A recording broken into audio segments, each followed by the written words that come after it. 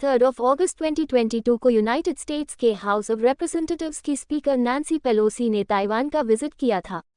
Nancy Pelosi US की दूसरी सबसे सीनियर मोस्ट लीडर है। चाइना ने विजिट को लेकर बहुत कंसर्न रेज किया और चाइना ने अमेरिका और ताइवान दोनों के खिलाफ मिलिट्री एक्शन की भी धमकी दी थी। विजिट के तुरंत बाद ही चीन ने ताइवान की समुद्री और हवाई घेराबंदी शुरू कर दी। चाइना ने ताइवान के सी लेन्स को ब्लॉक कर दिए और ताइवान के चारों तरफ लाइव फायर ड्रिल्स स्टार्ट कर दिया।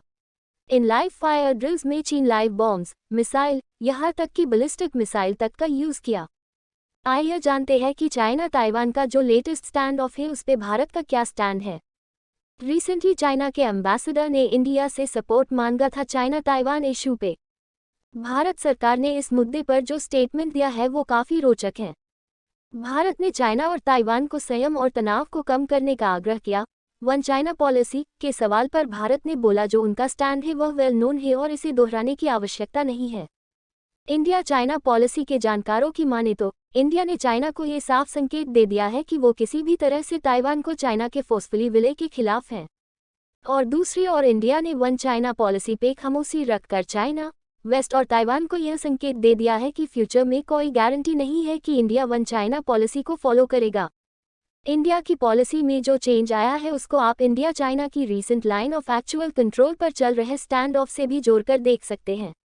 2014 में तब की विदेश मंत्री सुषमा स्वराज जी का मानना था कि चाइना जम्मू कश्मीर, सिक्किम और अरुणाचल प्रदेश के मुद्दे पर भारत का सपोर्ट नहीं करता है, तो क्या हमें वन चाइना पॉलिसी को ब्लाइंडली सपोर्ट करना चाहिए?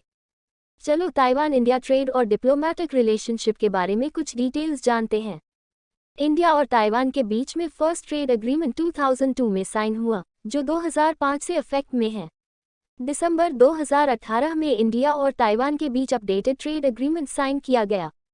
इंडिया ताइवान ट्रेड वॉल्यूम 2019 में $7 बिलियन की थी, जो एवरी ईयर 29% की रफ्तार से ग्रो कर रहा है।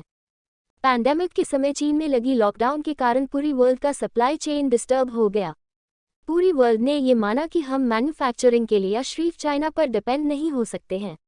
आज सारी दुनिया ग्लोबल सप्लाई चेन को डाइवर्स करने का प्रयास कर रही है। ताइवान चीन की खराब होते रिलेशनशिप के कारण अपनी कंपनीज को चाइना से किसी और कंट्री में शिफ्ट करना चाहता है।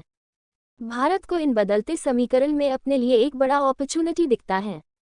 ताइवान के पास इलेक्ट्रॉनिक एंड सेमीकंडक्टर मैन्युफैक्चरिंग का अच्छा एक्सपीरियंस है। इंडिया ताइवान की कंपनीज को भारत में मैन्युफैक्चरिंग करने के लिए इनवाइट कर रहा है। इन सब प्रयास का फल भारत को मिलना भी शुरू हो गया है। ताइवान की सबसे बड़ी स्मार्टफोन मेकिंग कंपनी फॉक्सकॉन ने भारत में एप्पल स्मार्टफोन की मैन्युफैक्चरिंग स्टार्ट कर दिया है।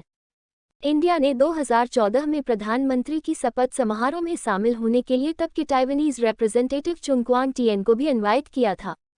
2017 में जब ताइवानीज डेलीगेशन इंडिया आया था तो उसका विरोध चाइना ने किया था, जिसको भारत सरकार ने खारिज कर दिया था।